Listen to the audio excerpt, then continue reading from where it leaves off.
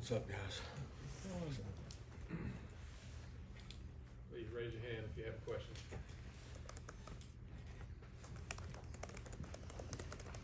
What did you like and not like about scrimmage? I really liked the effort. I told the players this. I thought that, like most scrimmages, we have a lot of loafs the first time, and it's like sloppy. But I really liked the effort. Like the special teams, we challenged them to not have loafs on special teams. We probably had a few, but we had some really special extra efforts. The gunners, the holdups, they had great battles. Like a lot of times people think that's a playoff, and I thought our guys, like we had high speeds on our GPS in our special teams units. So I was very pleased with that. We didn't tackle well, which when you don't tackle live a lot, we try to prevent a lot of injuries. We don't tackle live a lot till we go over to the stadium, so we probably didn't tackle as well as I would like. We didn't execute real well on third down on defense. There's a lot to be cleaned up, but I was pleased with the effort, and that to me is like number one. If you don't have effort, you don't have a chance. And we did have a good effort. There were some big collisions. There were 2 or 3 really good physical hits, like on both sides of the ball. So I liked the fact that the players were into it. They were energized. People were on the sidelines cheering. It was not a ho hum type day. Kirby, you're a little bit past halfway in the spring. Just what have you learned about this group as a whole, and what do you still want to see and what's left, and then even going into G-Day? Yeah, we have a long way to go in some position groups to get where we need to get. But what I've been very pleased with thus far is I don't feel like we've had a poor practice. We've had really good energy, a lot of really good teaching and learning, which especially the positions that we're young at, that's what you need. You need to teach, learn, get them reps. It's so valuable to get young players reps in the spring. They learn from mistakes. They have to make a mistake a certain amount of times to get it. And we're going through those growing pains right now. We're sitting there going through them. So I've been very pleased with that part of the spring. But we're not we're just not where we need to be. We don't have enough depth at some positions, and but the guys are fighting. There's a lot of injured guys. I'm talking about guys that are not like injured because of spring ball, that are not in spring ball. So we're trying to find innovative, creative ways to keep them involved. Scripts on the practice field, walkthroughs for them, give them reps, give a hurt guy a rep against a hurt guy, because there's a good chance they don't hurt each other. So we're just trying to be creative.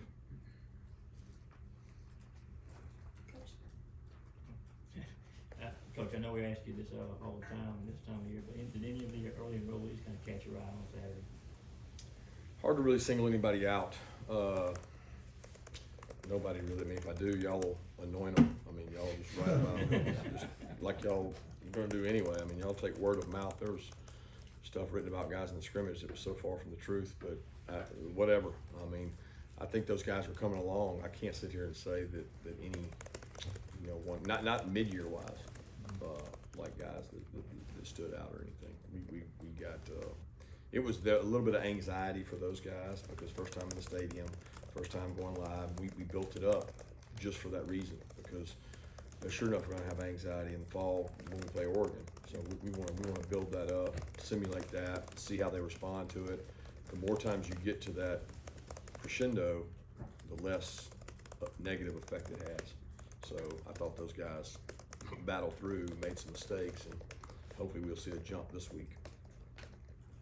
Really curious about both linebacker positions inside and yet. We talked about Pop, we know Robert and Nolan are kind of known commodities. What about other guys that might be standing out this spring? We're just really young. I mean, you say stand out. I mean, there's nobody that stands out, not compared to what just left that room. Nobody like that. There's guys filling a role, and there's a difference. There's a standard at Georgia when you play inside backer and outside backer, and we're probably not playing to that standard right now. But it's not because they're not trying hard enough, and it's not because they're not talented enough. It's because they don't have the experience and the reps, and we're catching up on that every day as fast as we can. Sori's taking a lot of reps, and he's got a long way to go. Jalen Walker's taking a lot of reps. He's got a long way to go. and Tresman is injured, and he's hurt. He's got a knee, and he's on a pitch count. He's on a number of reps, but he's able to go some with the ones and help us out. But an outside backer, Chaz and MJ have gotten a lot of work. Marlon Dean's gotten a lot of work with Nolan and Beal there. What have you seen out of Jackson Meek's progression in the past 2 years? Well, Jackson's growing. He's getting better. I don't feel like he's been here 2 years. Maybe he has, but it seems like he's been here for a shorter time than that. But he's got to get to where he can help us on special teams. He's got to be who he is. He's really physical, strong. He had some balls he probably should have caught the other day. He'd be the first to tell you, but he also made a couple plays. So when that happens, I just look for more consistency and contribution on special teams. Where does Buster Faulkner bring the organization, and how has his role evolved in his time at Georgia? Number one, he brings a great recruiting value, an in-state presence that a lot of high school coaches in the state respect. Buster, he did a tremendous job as an offensive coordinator at several places. Really good knowledge of our system. He's grown as a coach within our organization. He's a tremendous help to the coaches because that's what he does. He gets to coach the coaches. But he also establishes relationships in recruiting. He spends time, when he can, supporting our quarterbacks and supporting that position, and he supports Coach Munkin. And I think the one thing that he's been really good at is he's kind of known his role, and he's done his role really well. And he's been a big asset for me because he's coached a lot of places. Yeah, Kirby, this time last year, Ladd McConaughey was a guy that we hadn't really heard of and necessarily wasn't a guy expected to have a huge role in the fall. I mean, have you seen a difference in him this spring, sort of with him stepping into a bigger role among receivers? Yeah, he's much more confident. He makes a lot of plays. He made some plays in the scrimmage the other day. He's tough. He's elusive. Plays really hard, and he's what you want in your program because every play he gives you everything he's got. There's like this level of consistency with Ladd that you're going to get his very best every day. If anything, you have to be careful how hard you work him because he'll do exactly what you tell him to do. He'll run himself till his tongue hangs out and he loses his juice because he's certainly better with juice. Yeah, you talked about Jalen Carter growing as a leader, but what are the areas just as a player that you want to see the most improvement? Just consistency. I think he and I have talked about stamina, and he has flash plays, and he's really athletic, and just playing with consistent effort because the talent is just oozing. It's a matter of can he play every play with maximum intensity and be able to sustain. He was in a three-man weave triangle last year, and it was easy to sub him because you weren't having a big drop-off when he went off the field. We need him to play more snaps this year. We need him to be on the field. We need him to be active. We need him to be able to play first, second, third in a row, not first, second, and then some thirds. So can he do that? Can he go through all-season workouts and put himself in a position to be like Trevon from a stamina standpoint? And Devontae works so hard in practice that Devontae could play any number of snaps and still be fresh. We got to get Jalen to be able to do that and lead. Set an example for the other players. Kirby, you had the spring of COVID with Todd Monken his first year, and now you've had almost 2 full springs with him providing consistency. What does that consistency bring for your offense? A plan. I think a big part of offense is like have an identity, believe in who you are, don't try to force your players into that. Be strong where you're strong and improve your weaknesses. Well, he knows what he wants to do. He knows how to package plays that work well together. Be who you are. And if your strength is at wide out, if your strength is at O-line, your strength is at tight end, your strength is at running back, your strength is at quarterback, use it. And I think he's done a good job of bringing consistency in those areas and accountability to that side of the ball. How are you looking for Ladd to improve or to evolve his game in year 2, both as a slot receiver and as a returner? Make more explosive plays, take care of his body in the summer, lift, put more muscle mass on, He's in really good shape usually, but it's more a matter of protecting himself because he can get beat up. You know, he's not a real big guy, so the more he protects himself and grows and be explosive and run after the catch is what we need out of Ladd. You know, being able to be really good at perimeter blocking when we're throwing the balls to the outside, something he's got to work on. But I think he's going to be explosive and a playmaker. Kirby, in your mind, do you guys have a good understanding of what you have behind Stetson at quarterback? And is there a separation between Beck and Vandergriff? All those guys have done a tremendous job. I mean, Stetson's taken some really good quality reps here in the scrimmage. He's been really consistent this spring. You know, he's very comfortable. It just, you know, when things break down, he doesn't have to go make a play like he used to think he had to go make a play. He makes a good throw or he runs the ball, and usually those are two really good positive things that Stetson's done. He's been really consistent this spring doing that. He doesn't have the snafus that we used to have just because he tried to force the ball. He hasn't done that. It's come with ease to him. The other two guys have gotten a lot of work with both the ones and twos. I'm really pleased with both where those guys are. I mean, it's just amazing how far they've come from this time last year to right now. It's like, oh my God. I mean, it's just Brock probably even further. You know, he was a little bit younger, and Carson didn't get that COVID spring, so they really are both in their, I guess they're really their second spring, right? But they've come so far, and you know, I love getting to watch them play with both those groups because you see their strengths when they get to go with those groups, and so you know we're in a good position at that position, and each one of them's developing. Yeah, Kirby, I was going to follow up and ask you how Stetson has met the challenge. I mean, you don't publicly challenge people by accident. How has he responded, one? And two, what do you look for in the scrimmage this weekend as far as what's next? Scrimmage 2 typically. Yeah, I don't, you know, y'all made a big deal out of that.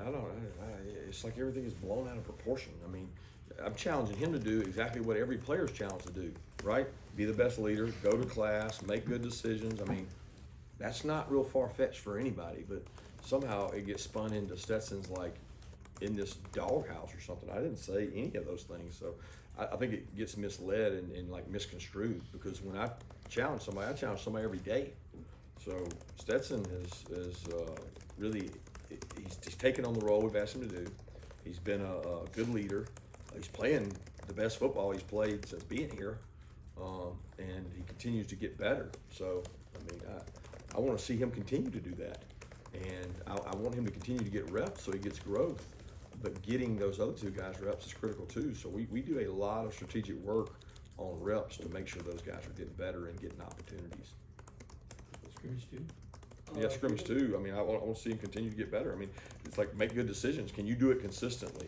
You know, can you make plays consistently? If things break down, he made 2 or 3 plays in the scrimmage with his feet that I don't know how many guys can make where he's elusive. Now, he's not live, so it's hard to measure that. But you know, it'll be play within the offense, play within the system. We're not going to go out there and run the guy 35 times and rush for 300 yards. So I mean, he's got to play quarterback. He's got to deal the ball and get it to the right playmakers around him. And right now, we're not even playing with a fully loaded, you know, offensive gun. So he's having to do it with the guys we got. I think he's doing a good job of that. With the wide receiver room changing so much this offseason, are you seeing any connections between Stetson and any of the quarterbacks, particularly with the scrimmage having happened this past weekend? I don't know. I never believe in that whole connection with a certain wideout. I mean, you better be connected with all of them because if they play 2-man on the one that you want to throw it to, you better get ready to throw it to the other guy, right? I mean, like if it's man-to-man and we get a choice, then you're going to make a decision on the guy that you think can win. But there's all kinds of coverages that are played, zone, man, matchup zone, that make you throw the ball to everybody, the back, the tight end. So, like, you better have, what we're trying to do is establish depth at wide receiver. So we're trying to get young players that are talented to go really far. So Denali Morissette, he's a young player that's talented, but he's got a long way to go. You know, the same way at offensive line. We look at offensive line and I'm like, man, look how far Amarius Mims has come. Man, look how far this guy's grown and gotten better. Devin Willock. I mean, like I want to see the players improve and not just gel. You know what I mean? Like improve your fundamentals and get better so that our team can be better. And we've got some guys, you know, that are getting better. I'm excited about that. They're probably not as good as you guys think they are. They might not be as good as they think they are. but they're getting better. We got time for 2 more questions. How have Kendall Milton and Kenny McIntosh sort of stepped into the lead running back role as well as into like a leadership role at the position? Next man up. I mean, those guys have watched the example set by so many backs before them. I mean, whether it's DeAndre Swift, whether it's James and Zamir, they watched 2 wonderful ambassadors for the University of Georgia do it the right way. If you can't follow that lead, then shame on you. And so far, both of them have been tremendous leaders, been positive. You know, we're getting them work. We're getting Dejan work. We need some depth at that position. We need some guys with some different skill sets. But I'm pleased with the work they're doing. They're not shying away from work. They're both tremendous special teams players. They have a major role on our offense when they go in the huddle and they look those linemen in the eyes and they challenge them to get yards. And those guys respond to Kenny and Kendall. We'll have a chance to talk to Jack in a few minutes. Just what does it mean as a coach to have an experienced kicker coming back and knowing that you've got that? It's wonderful to have a guy that's kicked in a lot of big moments, right? I mean, he's hit some big kicks in big moments. He's a model of consistency in terms of the way he works about things. He's going to probably take on a burden, he or Zirkle, in terms of kickoff, that we have one of the most elite guys to probably ever play college football that's gone. So he's gonna have to step up because you guys just count that play like it doesn't count. You know, for us, it probably hadn't counted for the last 2 years because of the guy we had. It's going to count a whole lot more. So we need him to step up and do that well and compete with Zirkle at that. Thanks. Okay, thank you, Coach.